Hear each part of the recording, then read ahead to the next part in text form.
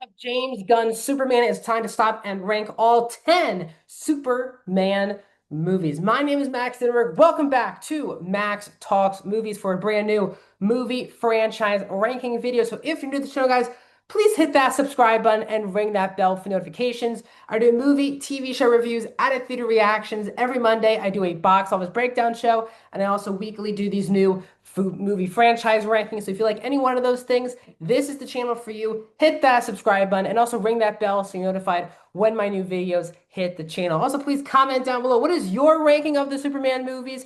If you want to include some things I didn't include, if that's Steel, if that's the Supergirl movie, also put it down below. This is a very hot takey list. I think Superman's a character that each iteration has its devoted fans too. So it really depends on your nostalgia, who you grew up with. So I'm fascinated to see your guys' list down in the comments section down below.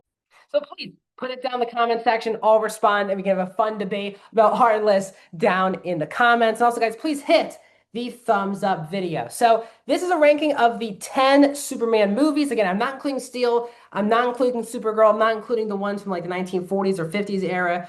The movies I'm ranking are Christopher Reeve's era, the one Brandon Routh, the Snyder films, as well as the brand new Superman movie. So those are the movies I'm ranking. Without further ado, let's get into this ranking, starting at number 10 for me, and that is easily Justice League, the Joss Whedon version of Justice League.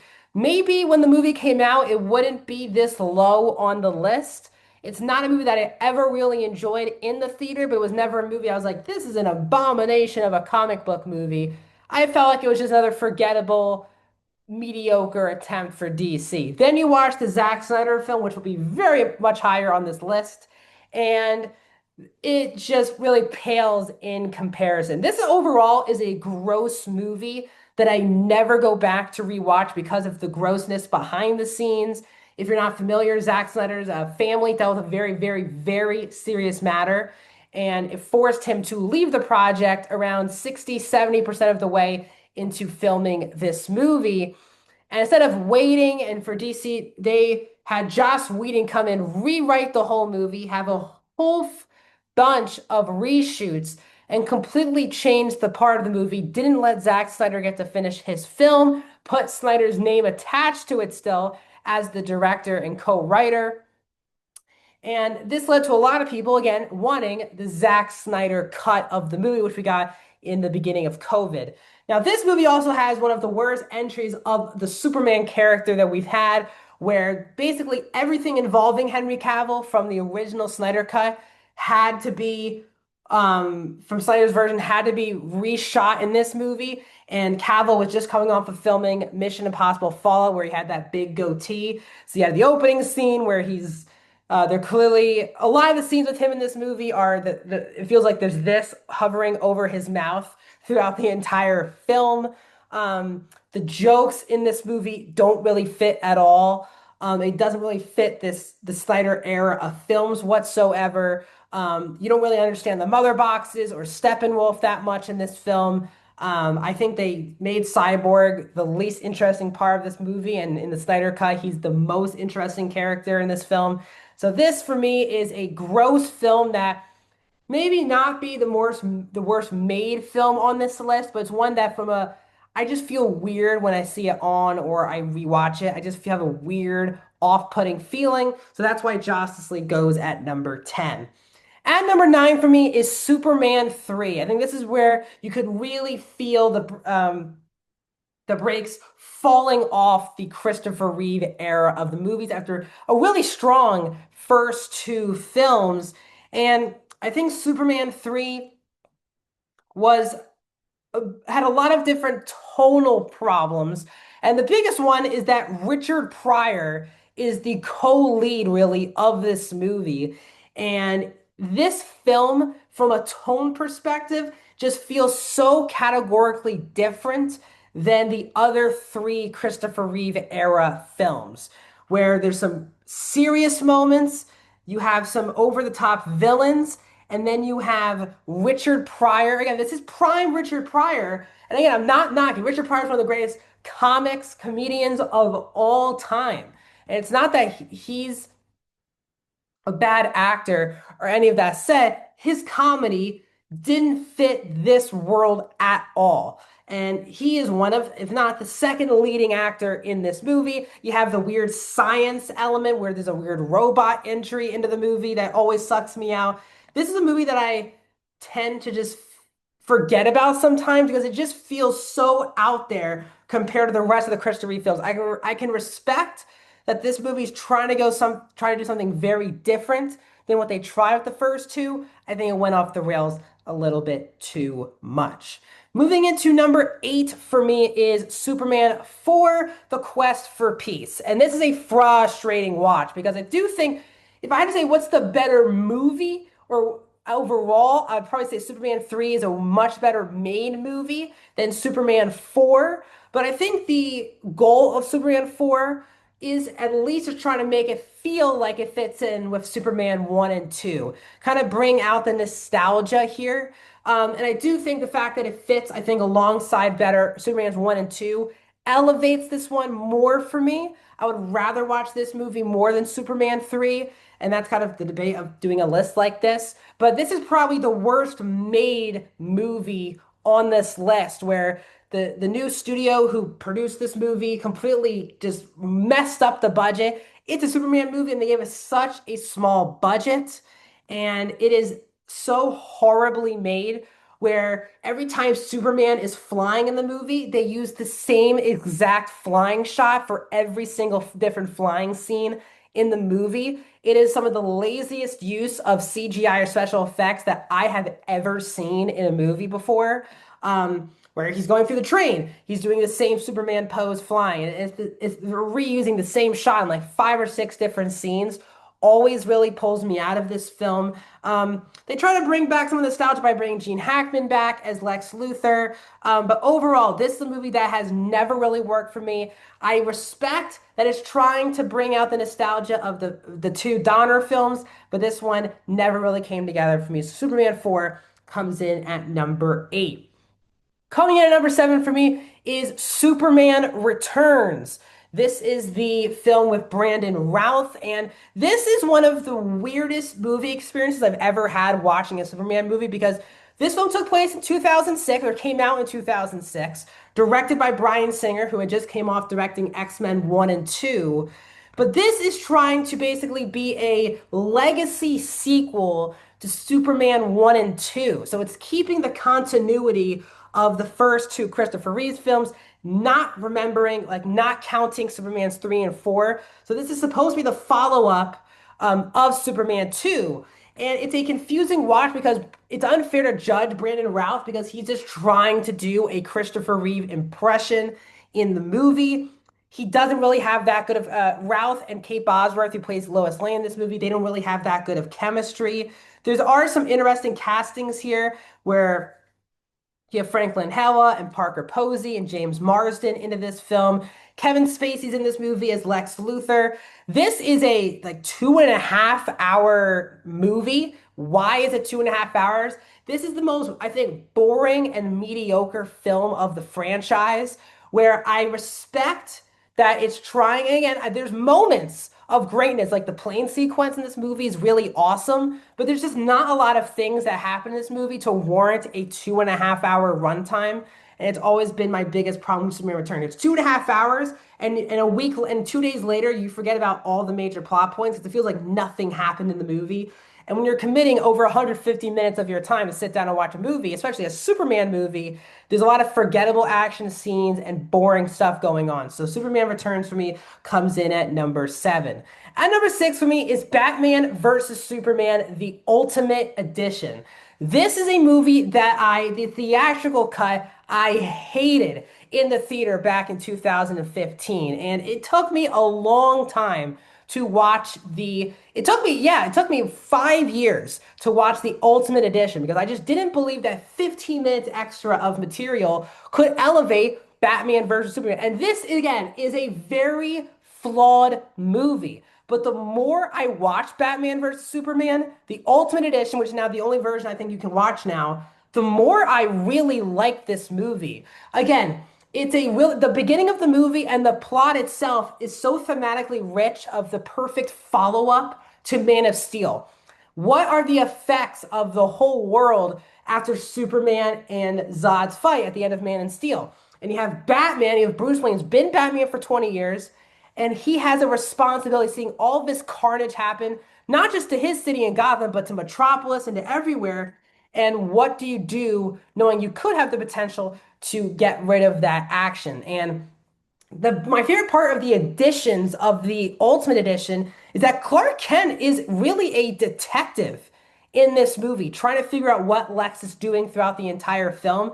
Yes, Batman is usually the detective in a movie like this, but in really all these Superman movies, they don't really fall in love with trying to see how Clark Kent makes a story and writes a story. But you really get the most out of Clark Kent as a reporter in this film. And I still can't believe that no other Superman ever has really found that where you are interested in, yes, the Superman, the character in this movie, but I find Clark Kent a lot more compelling as well. Yes, Jesse Eisenberg does not work in this movie as Lex Luthor. And every time Batman is fighting Superman, it really does pull me out of the movie because, again, um, Batman should not be able to fight Superman whatsoever. Even with the kryptonite blade, it just pulls, it feels like Superman keeps holding back, but he's not supposed to because he's worried about his mom being captured. So it's a weird thing where the third act fight always usually does not work for me. But I will say the introduction to Wonder Woman here, the teasing of the Justice League, I thought was interesting. And you can really feel the anger. And this is not a movie where I think you pick sides. Are you on Team Batman? Are you on Team Superman? You really see both their sides. Superman was trying to save the world, and he did. Yes, there were a lot of bad ramifications for his actions, but he did save the world. But you also understand if you weren't in Superman's position, you would agree with Batman and understand where he is coming from, the things that he stood up for 2 decades. I still think we got the best ever hand-to-hand combat Batman action scene ever in the warehouse scene. Still a scene I rewatch all the time. So BVS I like actually now. I used to give it like a mediocre, bad grade, then went up to like a mediocre grade. Now I'm giving it very much a fresh review. I really like BVS, the Ultimate Edition. Coming in at number 5 for me is Superman 2. Now, this is this theatrical cut. I've never seen the Donner cut of this movie, if you're not familiar. Richard Donner, who directed the original Superman, directed the first 75% of this movie, and then he had to move off the project. And coming in to replace him was Richard Lester, who finished shooting the 25% of the movie that was left. And then in order to get complete directorial credit of the movie, he needed to direct 51% of the film. So a lot of the scenes that are the same, they're just reshot using Richard Lester's directorial style and things of that nature. I always like Superman 2. I never understand the how much people adore this movie. Like this is not one of the best Superman movies. It's in my top 5. It's not like a top tier Superman movie. It's not a top tier comic book sequel for me. But there's still a lot of great iconic moments in Superman 2. I just love Terrence Stamp as Zod and Ursa and the whole group of the Kryptonians in this movie. I think are a lot of fun. Getting to see Lex not be the ultimate villain, but someone trying to maneuver his way around the Kryptonian conflict that's going on in this movie. I also think it's the best usage of both Clark and Lois as a couple in this film, leading to a very emotional moment where they're about to end the movie, and it's Clark making sure that Lois never remembers who Clark was. I just think Christopher Reeve and Margaret Kidder in this movie, this is where they have the best chemistry. I think it's the best villain of the bunch. There are just moments that I don't think hold up as well from this movie from a CGI perspective more than the other films. Um, and I do wish, as I said, there was emotional impact with what happens at the end, but because Superman Returns and Superman 3 try to mess up what is set up in this movie, it makes this ending kind of feel cold than it should be. So overall, I really enjoy Superman 2, but there's still a lot of iconic moments, but it's not a film that I hold to like such high grandeur like a lot of other people.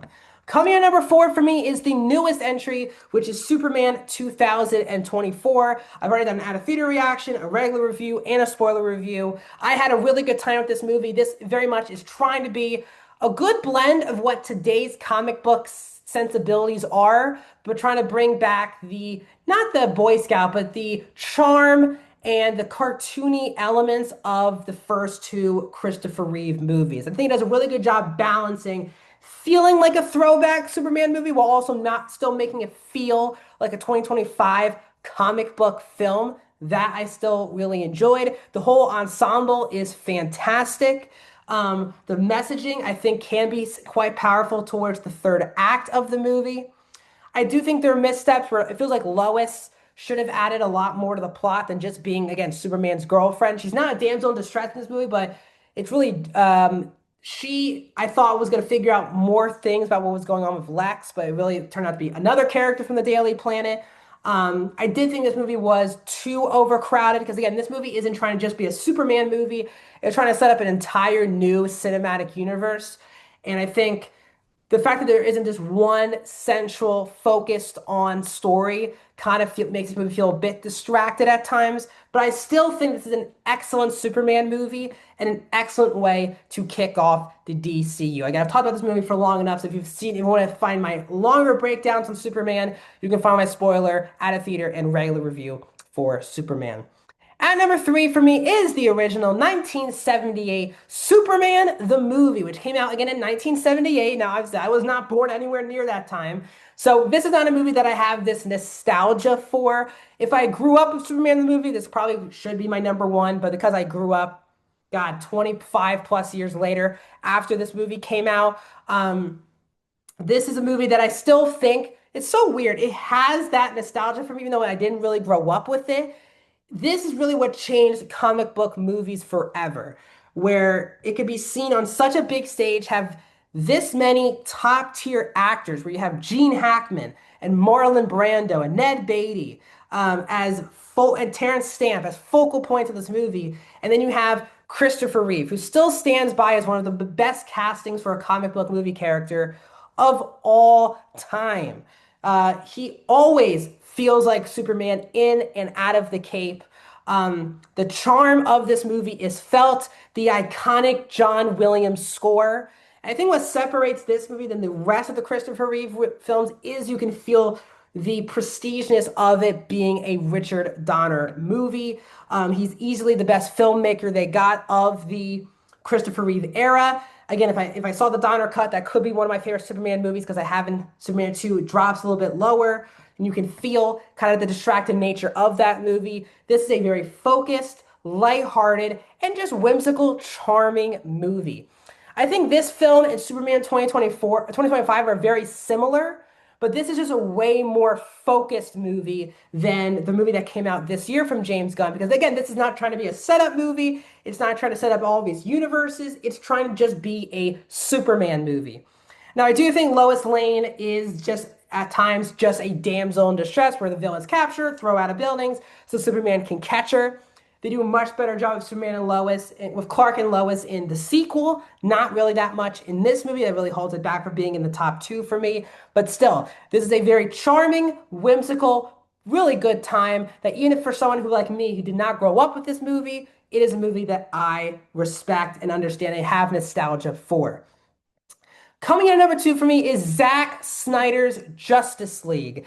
The Zack Snyder cut of Justice League is a fantastic superhero film where, again, it really builds off the ending of Batman vs. Superman. And again, from a Superman perspective, yes, is he in the movie that much? Not really, but the buildup to getting Superman back and then his inclusion in the back half of this movie is awesome. The fact where Batman is so driven that, in the last movie, he was so driven to destroy Superman. And then he felt even worse about his situation after Superman dies. He's like, how do I feel about myself that someone of this power, this legacy died fighting beside me? And his goal to bring him back to life. And I love the scene where Alfred says, you don't want to, be the one holding up the red cape while the bull isn't running. And when Batman says, for this red cape, we are. And this red cape pushes back, and this bull pushes back. That scene was incredible. Cyborg was a character that I just hated in the Justice League, but in this movie, he is the standout. He's really the heart and soul of this movie. What he gets into, his relationship with his father, the fact that his mother made it to the football game and died, and his father, who of course always skipped it, survived and turned him into really, in his mind, a monster. This is the best use of the Flash we got in the DCEU. The score is really awesome, but I gotta be honest, one of the best Superman moments in the history of the character is when he's about to suit up in the dark suit, where you hear Kevin Costner and Russell Crowe's narration as Superman goes back in his ship in Smallville and he puts on the dark suit and goes off. It is an awesome, awesome all-time Superman moment. And I think they did a better job explaining the mother boxes and Steppenwolf and Darkseid.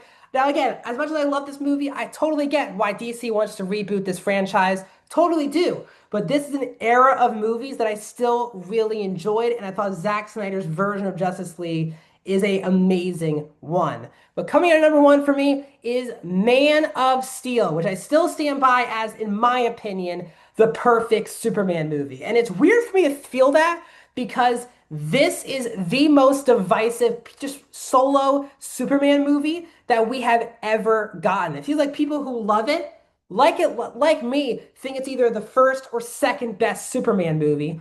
And the people that don't like it really hate it and put it towards the bottom of this tier list. But this movie really spoke to me.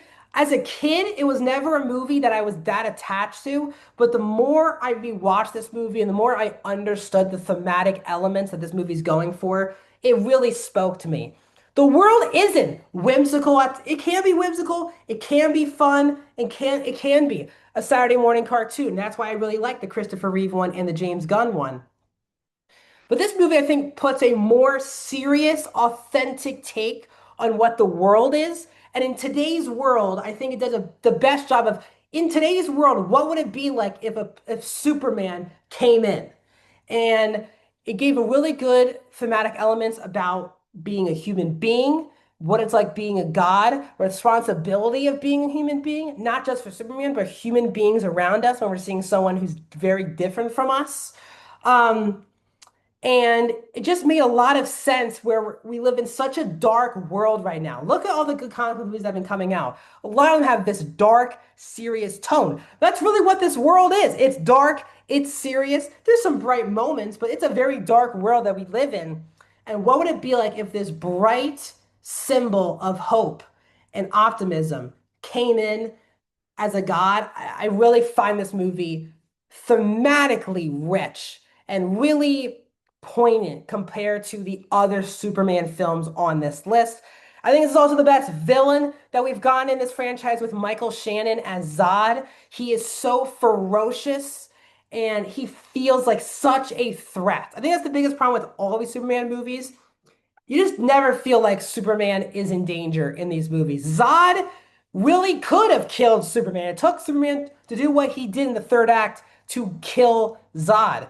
And so many people say, well, that's not my Superman would have never done that. It wasn't his choice. You think Superman wanted to kill Zod like he did towards the third act of this movie? No, but he had to. It was a make or break situation where Zod was about to kill those innocent people. And Superman says, instead of just choking him out and being the goody two-shoes Superman, sometimes you have to get dirty like Zod in order to get the job done. In this situation, he had to do it to get the job done. I love that the first like 15, 20 minutes of this movie is on Krypton. And usually in Krypton, we just, Superman, put him in the pod, go. We get this full-on action scene with all the Kryptonians setting up for, Clark to be sent on the pod to Smallville. I really feel emotional every time we get the Pa Kent death scene in the movie with Kevin Costner, where he says, don't fly. And I really like that moment. It's a really well cast movie where you have Amy Adams and Russell Crowe and Kevin Costner and Lawrence Fishburne and Diane Lane. Obviously, I think Henry Cavill is the best Superman cast we've gotten so far. This, to me, is the Superman movie. It also has an amazing score from Hans Zimmer. I rewatch the movie all the time. I think Man of Steel is the perfect Superman movie. What are your thoughts on my ranking? Let me know down in the comments. What is your ranking? Also, let me know down in the comments. Like the video, subscribe, and I'll see you guys soon.